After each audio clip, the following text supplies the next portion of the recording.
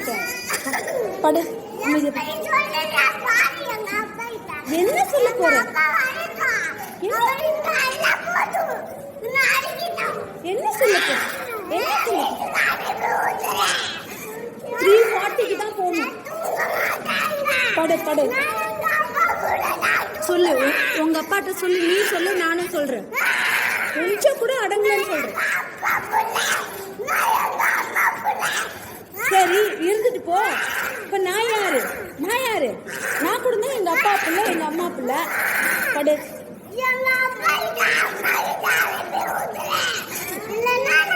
அனுப்ப முடியாது.